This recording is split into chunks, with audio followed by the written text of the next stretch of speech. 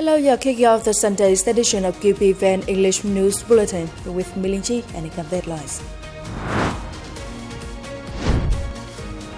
Thorough preparations made for 11th Military Patriotic Emulation Congress.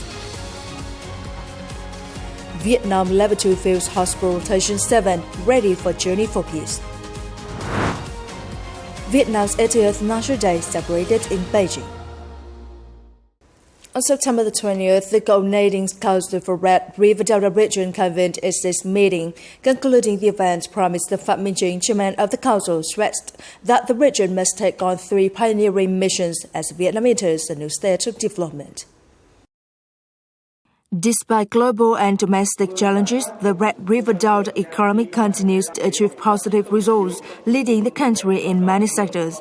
The Prime Minister praised the contributions of party committees, authorities, businesses, armed forces and local people to the nation's overall progress. He called for stronger promotion of science, technology, innovation and digital transformation, swift removal of obstacles in long-delayed projects, and greater focus on social welfare, culture, healthcare, education, tourism, and cultural industries. The Prime Minister urged council members, militaries, and localities to act with determination and responsibility so that the Red River Delta region can truly pioneer, driving growth and making worthy contributions to the nation's development. A working delegation of the General Staff of the Vietnam People's Army, led by its Deputy Chief Senior Lieutenant General Thái Đại Ngọc, conducted an inspection and fact-finding trip to Phu Quy Special Zone in Lâm Đồng Province. During the visit, local units briefed the delegation on the outcomes of military and defense tasks since the implementation of the two-tier local government model.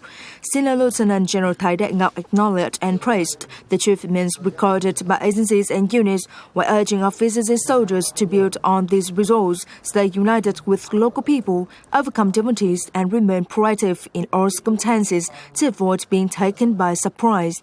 At the inspected units, the delegation presented gifts to encourage officers and soldiers, affirming their resolve to further safeguard the nation's sea and sky. On this occasion, the delegation offered incense at the memorial stele dedicated to heroic martyrs on the island and conducted surveys and defense landslides across Phu Quy Special Zone. On September the 20th, at the final rehearsal for the artistic program welcoming the opening of the 11th Patriotic Emulation Congress, Senior Lieutenant General Trinh Thiên Tô, Vice Chairman of the General Political Department, praised the military music, song and dance theatre and its artists for their dedicated preparations. He called for continued efforts to ensure a high-quality performance, creating a vibrant atmosphere for the Congress. The 11th Patriotic Emulation Congress will open on the afternoon of September the 24th, broadcast live by the Vietnam National Television and the Voice of Vietnam. A highlight will be the exchange and commendation program, The Stars of Victory, aired live on the Vietnam National Defense Television channel the same evening. In the past term, implementing the resolution of the 11th Military Party Congress, the function of a production force has been further strengthened by military units. The image of Anglo soldiers shines not only in training, combat readiness, but also in national development.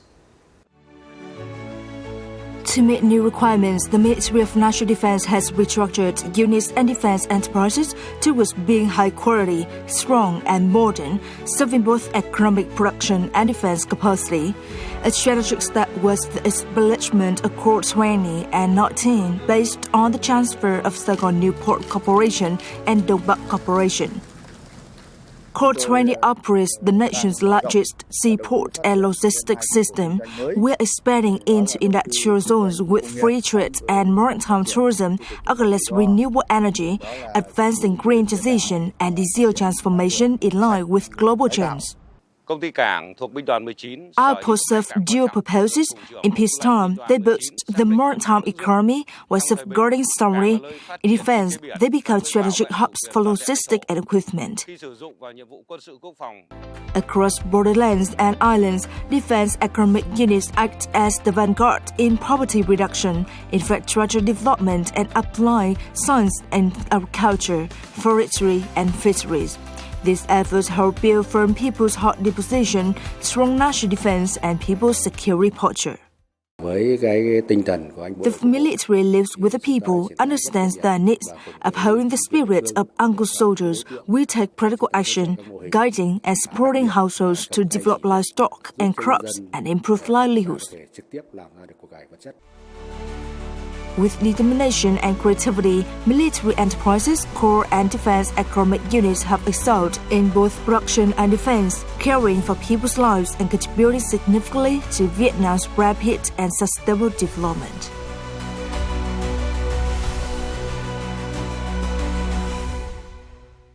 For more than 10 years of deploying military medical forces to participate in UN peacekeeping operations, Military Hospital 175 has provided training for and sending 3 rotations of the Level 2 field hospital to the unmixed, which successfully completed their assigned mission. On September the 22nd, Rotation 7 with the Core Force from Military Hospital 175 will be dispatched, continuing the journey for peace. These days, the officers and staff of the Level 2 Field Hospital Rotation 7 have completed their preparations and are ready for the deployment to South Sudan. Not only professionally skilled and fluent in foreign languages, the officers, doctors, and staff of Field Hospital 2.7 have also been equipped with survival and combat skills in harsh environments, meeting the specific requirements of international missions after undergoing a rigorous selection and training process. We will ensure the medical procedures in accordance with the UN regulations to provide the best treatment for patients at the mission, as well as carry out extremely practical and meaningful civil service work.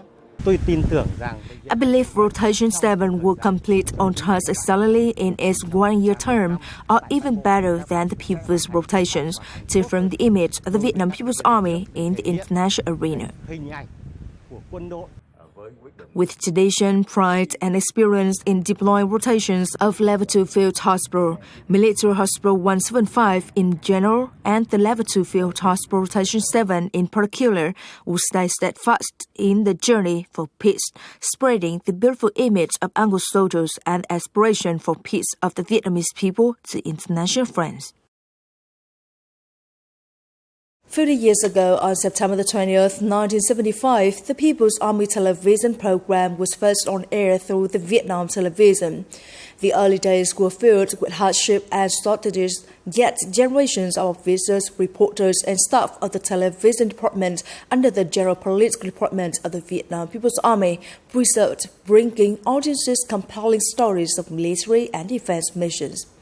Over the past half a century, from simple black and white frames to today's modern broadcasts, military journalists have remained dedicated, passionately capturing the life, training, combat, and devotion of Uncle Soldiers, thereby strengthening the civil-military bonds and nurturing revolutionary faith. On September 20th, 1975, the People's Army television program was officially established as a featured column, complete and broadcast on Vietnam television.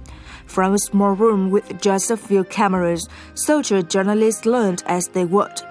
Its reel of tape was edited, then carried to Vietnam television for final assembly and broadcast, inspiring the program reached audiences nationwide, week after week. Nearly 4 decades later came a milestone. On May 19, 2011, the General Political Department of the Vietnam People's Army announced the Minister of National Defense decision on the establishment of the Army Broadcasting Center. And on May 19, 2013, on the 123rd anniversary of President Ho Chi Minh's birth, the QPVN channel officially went on air, inheriting the proud tradition of the military television sector. From that moment, stories about soldiers were told daily and hourly, becoming a trusted channel for officers, troops, and the people. We feel a deep responsibility to create more valuable works, truthfully reflecting soldiers' lives, military and defense missions, and bringing their images closer to the public. The center is constantly researching, adopting new technology, and improving content quality to meet the demands of communications in today's context. 50 years marked a golden milestone. from black and white film reels to 4K television, from traditional airwaves to digital platforms, cherishing and building on the achievements of previous generations. Every journalist and staffer of the Army Broadcasting Center continues to work tirelessly and creatively to reach further, connect closer with the audience, and serve the Vietnamese people better.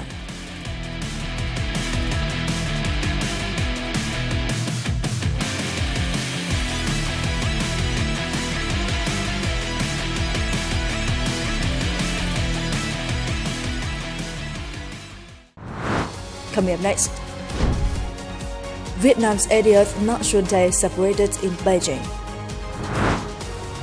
Vietnamese fruits and vegetables regain growth in China. On the evening of September the 19th local time, the Vietnamese embassy in China hosted a solemn ceremony in Beijing to mark the 80th National Day of Vietnam. In his remarks, Vietnamese ambassador to China Phạm Thanh Bình highlighted the historic significance of the August Revolution and National Day. He affirmed Vietnam's consistent path of independence, peace, friendship, and international integration. He also noted the positive momentum in Vietnam-China relations, advancing comprehensively under the 6 priorities framework.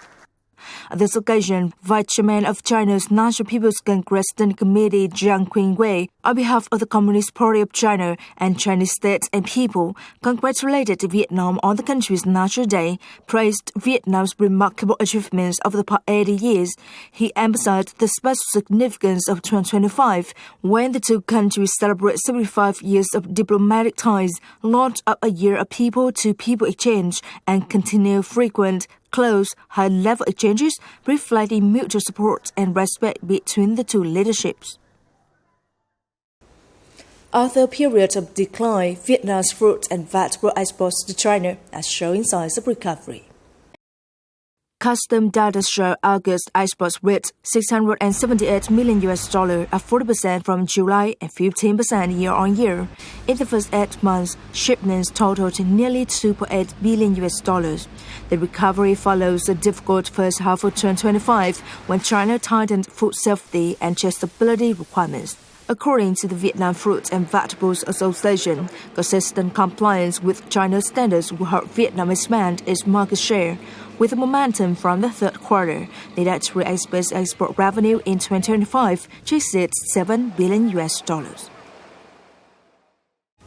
It is the end of the English News Bulletin today. You're watching news again at qpvn.vn. For now, goodbye and see you next time.